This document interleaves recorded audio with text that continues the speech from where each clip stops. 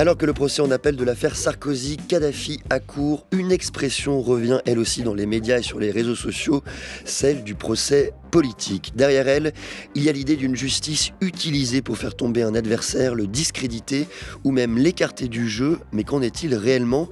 Les affaires qui touchent Sarkozy, Marine Le Pen, la France Insoumise ou encore François Bayrou sont-elles vraiment des procès politiques? Suffit-il qu'une personnalité politique soit jugée pour qu'un procès le devienne? Un invité ce soir pour nous éclairer, Pierre Alleran, bonsoir. Bonsoir. Vous êtes doyen de la fac de droit d'Orléans, président du comité d'histoire parlementaire et politique.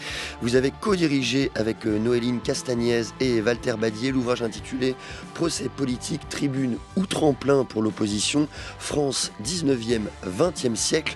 Un ouvrage qui a paru aux presses universitaires de Rennes en octobre 2024. Et à mes côtés, un plaisir parce que vous allez m'aider ce soir, Julien Bisson. Bonsoir. Bonsoir Quentin. C'est vous qui assurez l'essentiel des questions. Je rappelle que vous êtes directeur des rédactions de l'hebdomadaire Le 1. Merci donc à vous deux d'être présents ce soir dans Questions du soir.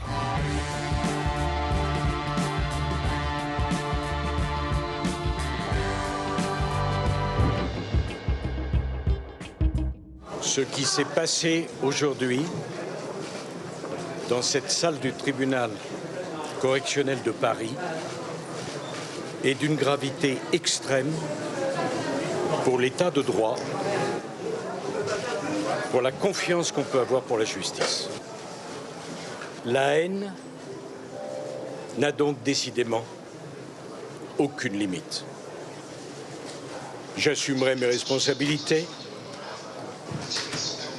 Et s'ils veulent absolument que je dorme en prison, je dormirai en prison. Mais la tête haute. Je suis innocent. Ceux qui me haïssent à ce point pensent m'humilier. Ce qu'ils ont humilié aujourd'hui, c'est la France. La déclaration de Nicolas Sarkozy à l'issue de sa condamnation en première instance dans le procès dit Sarkozy-Kadhafi, c'était le 25 septembre 2025. Je vous passe le relais, Julien. Alors Pierre Alleran, est-ce que cette déclaration de Nicolas Sarkozy et plus généralement cette façon de crier au procès politique, c'est un moyen de se défendre ? Oui, tout à fait. C'est un moyen de se victimiser, de retourner le stigmate de la justice, de retourner en quelque sorte la charge de la preuve. Ce qui est original avec Nicolas Sarkozy, c'est qu'on a affaire à un ancien président de la République, je rappelle le premier à avoir été emprisonné, et qu'il se victimise. C'est assez rare. Ce sont plutôt les partis protestataires, donc pour aller vite les extrêmes, mais on va développer, qui considèrent que la justice est aux ordres, les magistrats serviles et que des procédures d'exception seraient utilisées à leur encontre. Il y a le terme de haine qui est très intéressant, mais qui renvoie dans l'imaginaire de Nicolas Sarkozy au mur des cons. Peut-être que vos auditeurs s'en rappellent, c'est-à-dire que le syndicat de la magistrature qui avait assez maladroitement mis quelques têtes de turc en quelque sorte, dont Nicolas Sarkozy, disons comme cible. Et donc il rebondit là-dessus pour se victimiser, alors que Nicolas Sarkozy n'a évidemment pas été victime d'une justice politique. Vous dites, Pierre Laurent, que cela concerne d'abord et avant tout les extrêmes du spectre politique et dans le même temps ce que l'on observe en ce moment même dans le procès qui concerne cette fois-ci Marine Le Pen, c'est un changement de stratégie. En première instance, elle avait clairement condamné cette justice aux bottes du pouvoir, à la botte du pouvoir. Là, elle change de stratégie. Elle n'explique pas que la justice est politique. C'est très intéressant, effectivement, vous avez raison.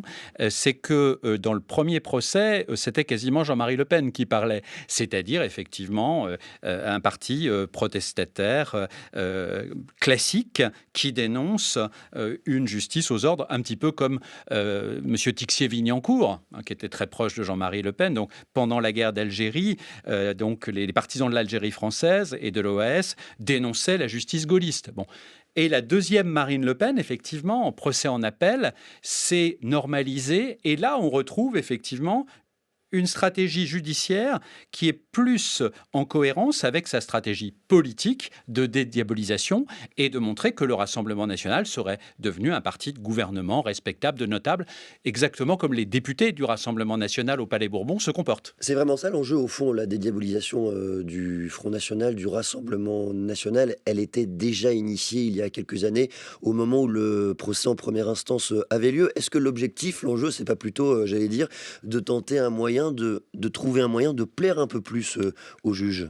Oui, au juge, et derrière cela, il y a toujours le tribunal de l'opinion. Alors parfois le tribunal de l'histoire, pour Nicolas Sarkozy par exemple, mais pour Marine Le Pen, je pense qu'elle a pris conscience, et regardez les sondages aussi, que même son électorat, aujourd'hui, ne suivait plus la diabolisation des juges, en quelque sorte. Hein. Il y a des sondages extrêmement frappants là-dessus, et il y a même une forme de renoncement, puisqu'on voit bien, y compris avec les principaux responsables du Rassemblement national d'aujourd'hui, qu'ils se sont fait à l'idée que finalement, ce serait M. Bardella, le candidat, on le verra cet été, mais ce sera le candidat aux élections présidentielles. Julien Bisson. Alors Pierre, en faisant un travail de définition, quelle différence faites-vous entre un procès politique et un procès fait à un responsable politique? À quel moment est-ce qu'il peut y avoir bascule de l'un à l'autre?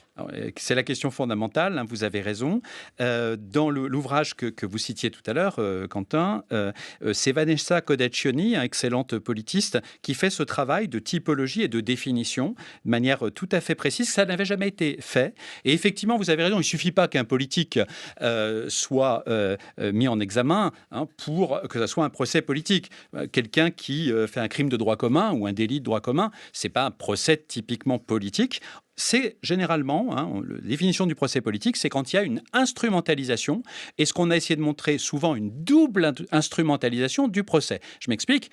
La première partie est la mieux connue. Quand un pouvoir, surtout autoritaire, voire totalitaire, les procès de Moscou par exemple pour l'URSS stalinienne, ou même l'État français de Vichy à l'encontre du général de Gaulle, de Jean Zay ou de Pierre Mendès France, ou de Léon Blum au procès de Riom en 1942, utilise des juges serviles, des procédures d'exception, des tribunaux militaires souvent, pour écarter des opposants politiques. Et puis, la réciproque, en quelque sorte, et c'est ça qui est très intéressant, cette rencontre de deux instrumentalisations, quand les accusés essayent de prendre à revers, en quelque sorte, de retourner l'accusation et de dire non, c'est le régime qui m'accuse qui est coupable d'un détournement de procédure.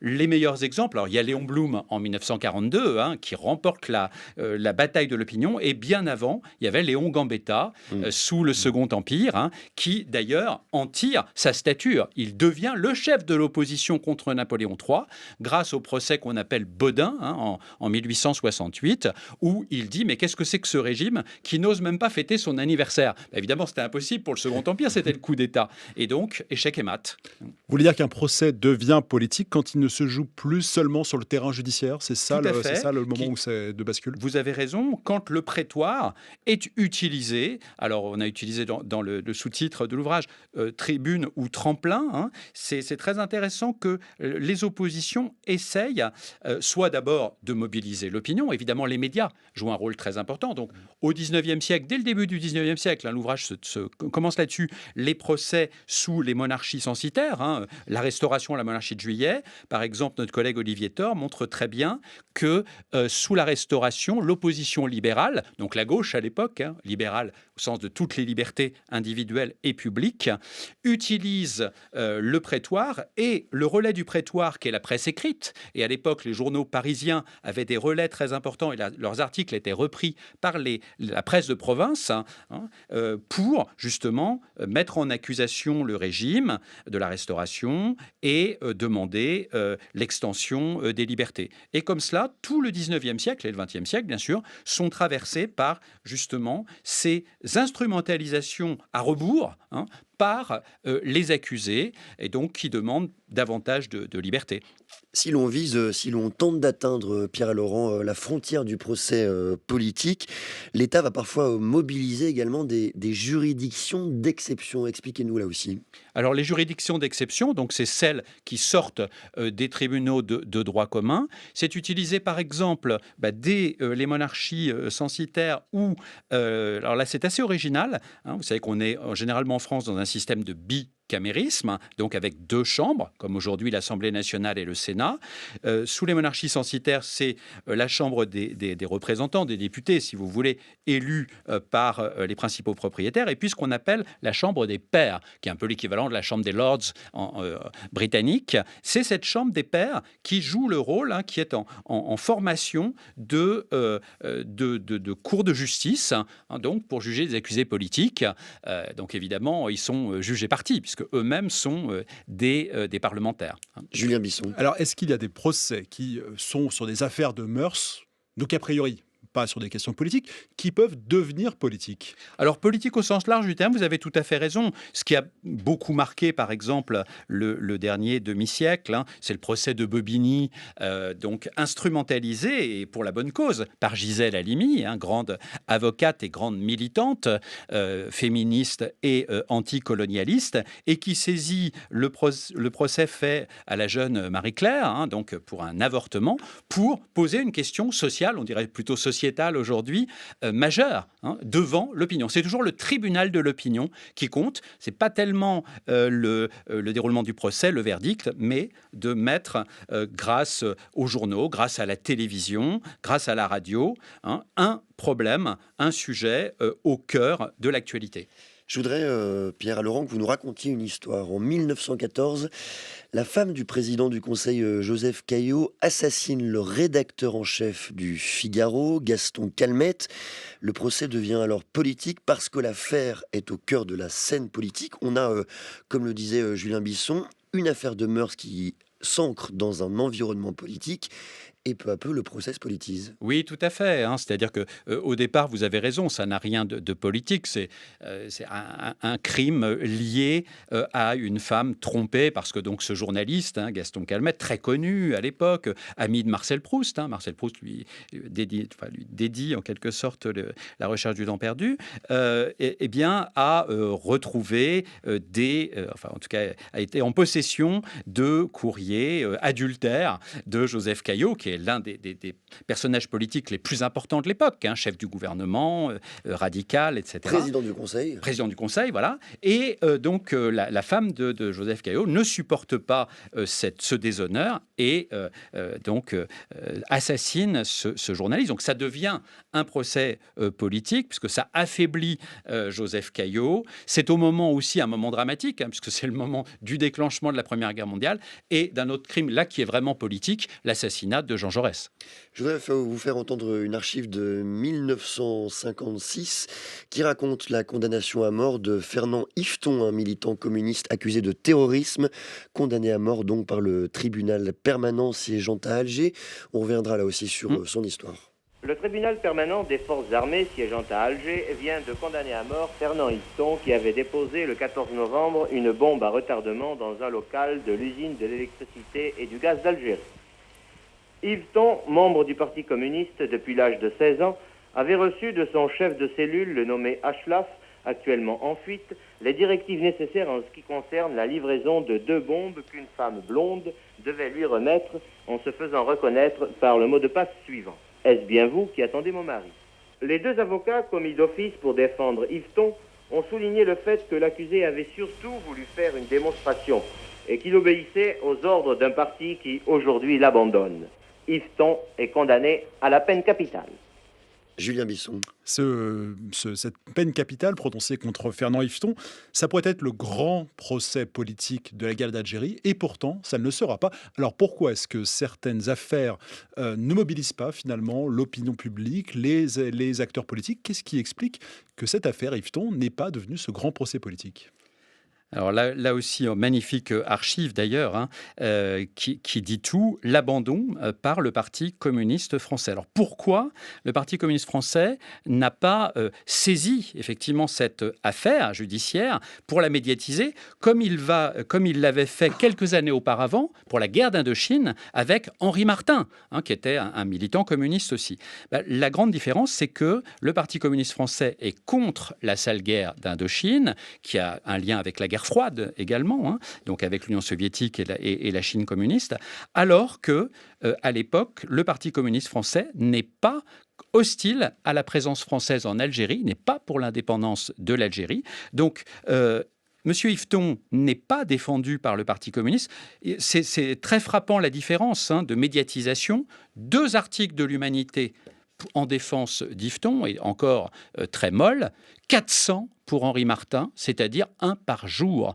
Et la différence est très frappante, puisque Henri Martin, qui donc était un jeune résistant, un mécano, etc., qui avait été traumatisé par le bombardement du port d'Haiphong par la marine française, Henri Martin est libéré, et c'est hyper médiatisé, puisque quand Fernand Léger, quand Picasso font son portrait, voilà. On aboutit donc en 1953 à la libération d'Henri Martin, alors qu'Yveton est le seul Européen de toute la guerre d'Algérie à être guillotiné, puisque François Mitterrand refuse sa grâce. Vous voulez dire que ces procès servent aussi des récits politiques plus larges, soit justement en faveur, soit quand on ne s'y mobilise pas pour ne pas forcément construire ce récit? Tout à fait. Là, il y a absence de volonté du Parti communiste d'en faire une affaire, de faire du procès une affaire. Et symbole très important que rappelait votre archive, il a des avocats commis d'office. Pourquoi?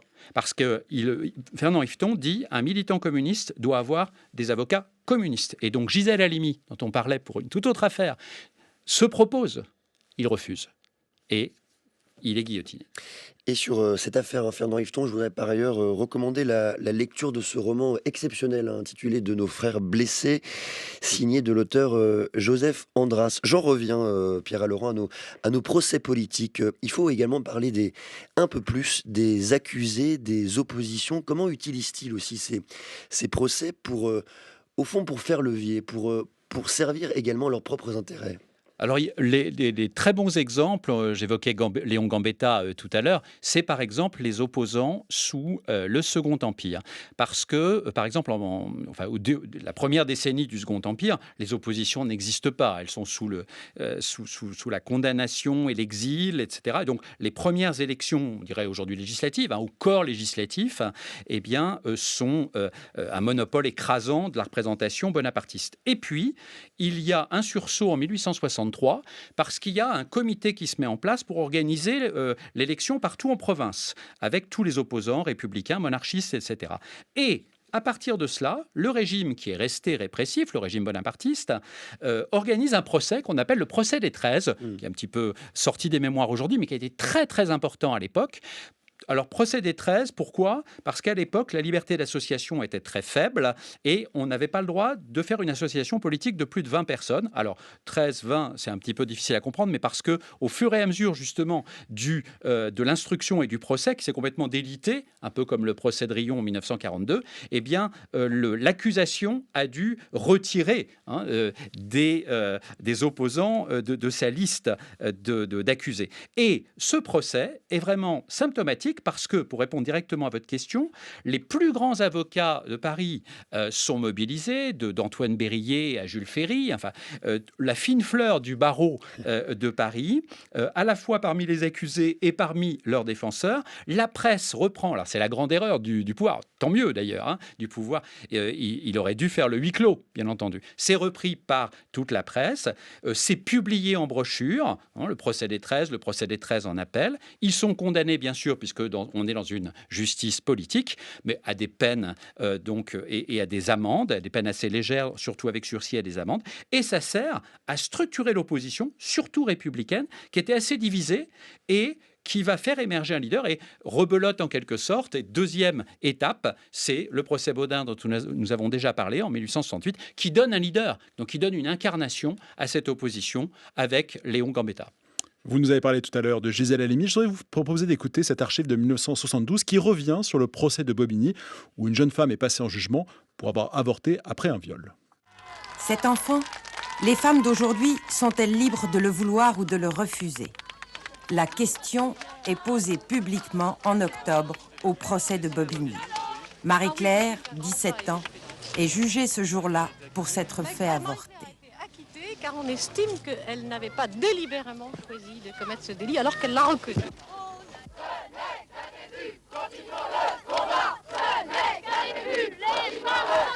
Il est certain que ce jugement est à l'image même du désarroi des juges devant cette loi sur l'avortement. Vous l'avez senti dans les attendus, maître? Je l'ai senti dans les attendus parce que Marie-Claire a déposé et a dit Dans quelles conditions tout s'était passé pour elle et dans quelles conditions elle avait décidé son avortement. Les magistrats ont semblé ne pas l'avoir entendue. C'est une des motivations de leur jugement. Ce jugement est quand même pas irréversible. Vers un changement de la loi. Vers un changement de la loi. Julien Bisson. Est-ce que ici, Pierre Alaurent, le tribunal devient finalement un grand théâtre pour mettre en scène cette opposition, pour mettre en scène des revendications? Oui, tout à fait. Alors, c'est pas une opposition au sens strictement politique ou parlementaire, hein.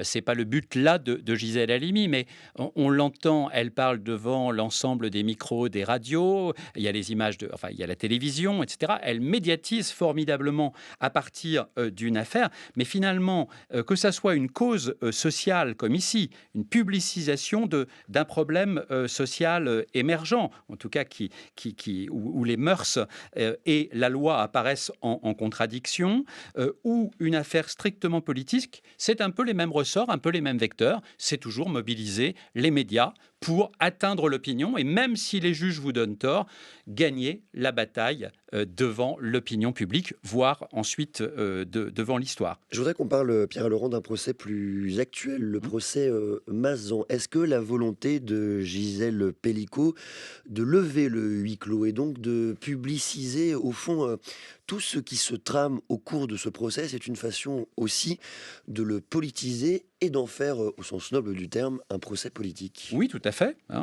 C'est exactement la même démarche entre les deux Gisèle, si j'ose dire, Gisèle Halimi et Gisèle Pelicot, au-delà du demi-siècle qui les sépare. Décision extrêmement courageuse, individuellement. Et c'est véritablement pour dépasser un cas individuel dramatique, tragique, et en faire une cause. Et de ce point de vue-là, Gisèle Pelicot a tout à fait réussi. Et ce qui est très logique dans sa démarche, c'est que ça aboutisse à un ouvrage aujourd'hui, par exemple. Donc c'est toujours prendre l'opinion à témoin. Julien Bisson. Si j'en reviens à la première acception que nous avons prise du procès politique, c'est-à-dire celui d'une accusation de procès aux ordres du pouvoir, est-ce que le fait que cette accusation revienne comme une ancienne finit par créer une forme de défiance de la part de l'opinion vis-à-vis de la justice? Est-ce que on peut voir se dégager une défiance du monde politique et de l'opinion?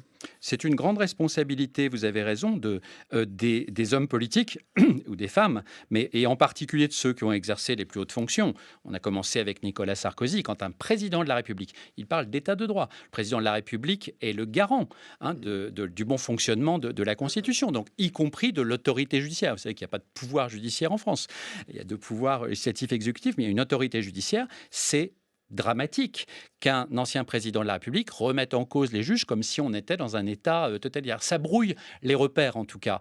Donc, c'est particulièrement grave parce que Nicolas Sarkozy, quand il a été élu, se voulait quand même un héritier du gaullisme. Bon, le gaullisme était très loin, mais c'est difficile pour l'opinion, autant des opposants au régime, des gens qui veulent la 6e République, par exemple, comme Jean-Luc Mélenchon, qui a théorisé justement cette justice politique avec la théorie du lawfare, qu'il n'a pas créé, mais qu'il a effectivement développé, c'est-à-dire une justice qui est faite pour tuer politiquement les opposants, les écarter, les décrédibiliser en quelque sorte, les délégitimer, exactement. Mélenchon d'un côté ou le Front National classique de l'autre, ils étaient dans leur logique. Quand c'est Nicolas Sarkozy, quand c'est François Bayrou, avant d'être Premier ministre, sur donc une affaire également d'assistant parlementaire qui servait à autre chose, c'est particulièrement grave. En quelques mots pour finir, Pierre Alaurent, est-ce que les personnalités politiques sont des justiciables comme les autres ? Très compliqué parce que pour des crimes et des délits ordinaires, oui. Vous savez qu'il y a une jurisprudence du Conseil constitutionnel qui dit qu'un président de la République en exercice ou même parfois après l'exercice du pouvoir, pour les faits liés à sa fonction, n'est pas un justiciable ordinaire. Donc voilà. Le grand élément de langage et de défense de Nicolas Sarkozy, c'était de dire qu'il n'est pas au-dessus des lois, mais qu'il n'est pas non plus en dessous des lois. Là aussi, qu'est-ce que cela signifie dans son rapport peut-être à la justice ? Alors, c'est un rapport compliqué, hein, puis il y a une accumulation d'affaires, mais c'est effectivement distiller le soupçon d'une partialité des juges. Or, on sait très bien aujourd'hui que, par exemple, j'évoquais tout à l'heure le syndicat de la magistrature, qui est situé à gauche, c'est vrai, est très minoritaire au sein de la magistrature. On ne peut pas dire que les magistrats ni soient aux ordres aujourd'hui, ni soient tous, par exemple, de gauche ou d'extrême gauche, c'est hostile à Nicolas Sarkozy. C'est une fable. Merci beaucoup Pierre-Laurent, c'était passionnant de vous écouter, de vous lire également. Je redonne le titre de cet ouvrage collectif, Procès politique, tribune ou tremplin pour l'opposition, France 19e à 20e siècle. C'est aux presses universitaires de Rennes et je me tourne vers vous Julien Bisson. Merci par ailleurs de m'avoir aidé tout au long de cet entretien. Qu'est-ce que l'on trouve dans l'hebdomadaire Le 1 cette semaine? Il y a quelques jours après l'hommage rendu à Lionel Jospin, on se demande si on peut réconcilier les gauches avec un grand débat entre Marine Tondelier et François Ruffin. C'est ma voix qui traîne. Merci beaucoup à tous les deux d'être venus ce soir à Question du Soir. Merci également à celles et ceux qui ont préparé cette émission. Rodi Eken, Bruno Barada, Bertie Bourdon, à la réalisation, Léa Racine.